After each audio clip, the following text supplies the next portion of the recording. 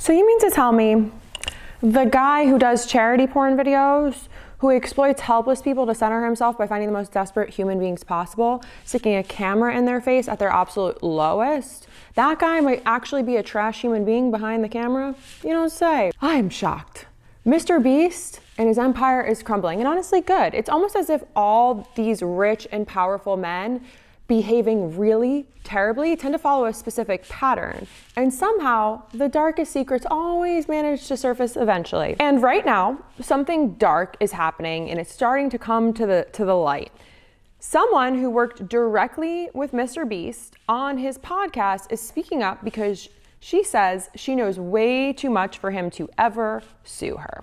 This is a woman with nothing to gain and everything to lose, saying people know things so bad enough that this man with $5 billion and an army of lawyers is choosing very deliberately to not take her to court because he's afraid of what might come out. Oh, and this is right as he's very intentionally trying to get into your children's bank accounts. I'm Lauren Paritra. You may hear or see my four-legged co-host and boss, Willa Paritra. But if you're new here, please take a moment to hit that subscribe button. We currently have a lead on Katie Miller, but it's closing in and it is way too close for comfort. If you're new, Katie Miller is the wife of Stephen Little Bitch Miller, the pale white nationalist from Santa Monica behind all of this ICE terror. Katie Miller married him on purpose. She made that choice. And now she's building a podcast on the backs of kidnapped children. The least we can do is maintain our lead out of pure principle. So let's make sure the wrong side doesn't win. Okay, so here's what I need you to understand about MrBeast. Before we get into all this, because there is something huge that is about to drop, and it's way bigger and more disturbing than anyone originally thought. But Jimmy D is a painfully mediocre white guy who figured out one thing. If you film yourself being generous to desperate people, the internet will never stop loving you. That's his formula. And he rode that single idea from a basement in North Carolina to a $5.2 billion empire without once ever making content that was original or interesting. And we let him. We more than let him. We gave him a throne. And 300 million subscribers, the most subscribed channel on YouTube. He also gave us a chocolate bar that nobody asked for, an Amazon show, and now a children's banking app, all built by cashing checks from filming poor people cry. I need you to really sit with that for a second, because now there's a woman who worked directly alongside him, not some anonymous account, a very well-known creator who went on a podcast and called him extremely dangerous, who warned parents specifically, who said she knows things bad enough for this man with $5 billion and a full legal team, so bad that he's choosing very deliberately not to take her to court. And we've seen this before, haven't we? The too good to be true public image, the carefully managed brand. We know this formula. This is a powerful man who suddenly gets real quiet when he should be the loudest. And the pattern is so familiar. And right now, every single piece is lining right up. So let's start from the beginning, because the charity porn is just the tip of this creepy iceberg bullshit behavior. Let's talk about what the content actually is, because we've been very polite about this for way too long. The formula is not complicated. Jimmy D finds somebody suffering, sticks a camera in their face at their lowest moment, swoops in with the white male industrial savior complex, and captures them gassing him up on camera. He paid for thousands of cataract surgeries, gave a homeless man a house, built 100 wells in Africa, and every single time, without exception, there was a full camera crew present to document how grateful everyone was for him. The New York Times called him a quasi-philanthropist. Taylor Lorenz pointed out that some vulnerable people found his Africa content exploitative. He got hit with ableism accusations over this cataract video, which, when you think about it for all of 30 seconds, makes sense. Framing disabled people's medical care as entertainment for creating content, for your own engagement, for your own monetization is a very specific kind of choice.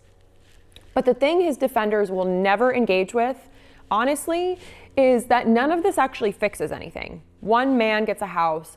The system that made him homeless, completely untouched. Thousands of people get cataract surgery with zero access to follow-up care. communities in Africa get wells when all they needed was long-term sustainable investment, not a YouTube moment. Temporary solutions performed always for an audience is just done for exploitation. These are people receiving help contingent on being filmed at their most vulnerable, most desperate, most emotionally raw moments. And then having that moment shown to hundreds of millions of strangers. Real philanthropy addresses root causes. The camera presence means somebody is benefiting from that act beyond the recipient. And it's always Jimmy D in his bag. Here's the thing. If he or his content were actually good, he wouldn't need to mine human suffering to keep people engaged. But he's boring and he's basic and he finds desperate people instead. People literally just need living wages, functional healthcare, or healthcare reform, but that content doesn't seem to go as viral. So here we are. And then there's the burning building during wildfire season, because of course. So in September 2025, California, Southern California especially, we are still actively rebuilding from the January LA wildfires. Altadena, Pacific Palisades, real neighborhoods, real families, people who lost everything. Wildfire season is in its peak in September. And that is devastating and at the very least triggering for a lot of people in the Western US. And you know what he decided that the best thing he could do in that moment to help people? A 25-minute video of a man tied to a chair in a burning building trying to escape. And he called it, "Would You Risk Dying for $500,000? He posted it while the smoke was still settling in communities, while I could still see fire retardant out my own window. He could absolutely afford to help rebuild communities, to create pipelines, to restoration, but he didn't, because that's not what any of this has ever actually been about. He posted a comment saying that there were firefighters on standby, pyro teams, suppression systems, and a kill switch. Why take these resources out of communities when we need them most? And he was doing this very thorough. He said it was very considered, really reading the room, Jimmy. Truly exceptional creative judgment from a guy who has 300 million people watching his every move. A firefighter on X responded and said, just watching it made them feel the heat and called it the dumbest idea he'd ever had. Coming from somebody whose job is bravery and courage in running towards actual fires, that's the feedback we should sit with. And what about all these kids that are watching him, feeling inspired, seeing his success, being like, oh, maybe I should start some fucking fires? The whole escalation thing is what gets me, though. It started with $10,000 giveaways, then $500,000, then a man tied to a chair in a burning room during wildfire season, presented as family fun content.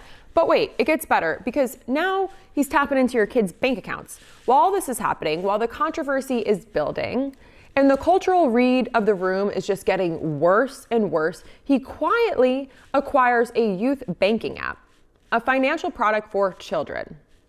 The same children who have grown up watching his videos and think of him as a fun, goofy older brother who gives people money and has absolutely no agenda whatsoever. There are kids who have watched hundreds of MrBeast videos, and they're not sitting down to critically evaluate whether MrBeast and his branded bank account is actually a good idea or not. That kid's just gonna trust him completely and unconditionally because of years of carefully engineered content that was designed to produce exactly that feeling of loyalty.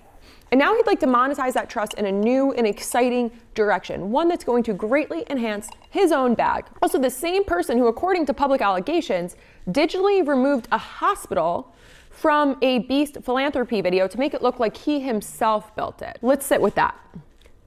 This ding-dong allegedly faked building a hospital for a charity video to make himself look self-righteous, and now would like to access your child's savings.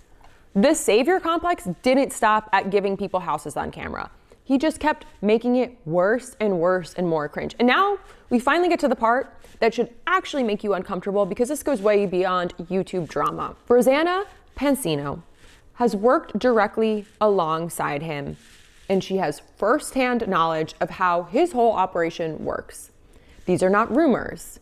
She was there. None of this is secondhand. She went on Full Files podcast and called him an extremely dangerous person, warned parents specifically, and said she wished more people knew who he really was behind the bright thumbnails and the big checks. His very carefully maintained image of this generous, fun guy who just wants to give people stuff. She also said that if he ever took her to court, everything would come out in discovery. I know too much. They know I know too much. And that's what she said. And with every resource in the world available to him, with $5 billion and a full staffed legal team, he has chosen to not go anywhere near a courtroom. Interesting position for somebody who has nothing to hide. Discovery in a US civil case forces disclosure of emails, contracts, internal communications that would otherwise probably stay buried forever. It has created catastrophic problems for a lot of powerful men with piss poor behavior. And he is deliberately seeing himself out of that process. I can't imagine why. She has publicly listed specific allegations, including a registered crowdfunder hired and placed in videos with children. His crisis PR publicist, their name is showing up in documents connected to corporations, media strategy, and business ties to Saudi Arabia. Given the country's deeply troubling human rights records, that feels a little interesting. And there was no public response from him at the time of this, at the time of me writing this. Not a peep, just a whole lot of silence from a man who has never for 1 second in his life struggled to talk into the camera. This woman who has worked with him, who is an OG creator with a massive following herself, went on record calling him dangerous. That was the choice of words, and warning parents, specifically parents, implying that there is much more that has not surfaced yet. In August 2024, a former employee alleged that MrBeast was knowingly hiring a convicted registered crowdfunder who was then placed in videos with children. Again, this is a former collaborator confirming that the person worked for the company.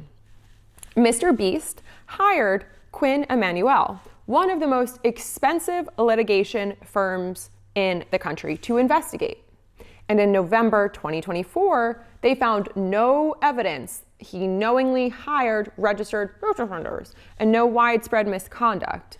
An investigation conducted by a firm he hired and paid for came back in his favor. It's almost like money can buy you innocence in these cases. Make of that what you will. Rosanna is still calling him extremely dangerous, still warning parents. I've been tired of watching the savior complex in a hoodie for a long time. I've had major MrBeast fatigue. I'm tired of giving that only exists when the camera is rolling. Tired of the collective decision that filming desperate people and saying this is just an act of great generosity is inspiring. It's not. So whatever is underneath all of this is starting to feel like something much, much bigger than any YouTube drama. And something tells me he's not gonna like where this is going. So if you want me to keep digging in here, drop us a comment, at least 6 or 7 words I hear. And we'll dig into the full breakdown on this registered crowdfunder allegations, because there is a lot more to this story as everything else unfolds. And again, I'm Lauren Paritra. Willa Paritra is sleeping with a toy in her mouth. And we need your help to maintain our lead on the jackasses on the internet. We are bootstrapped and we can't do this without your support. So hype, share, like, comment, and let us know what you want to talk more about next.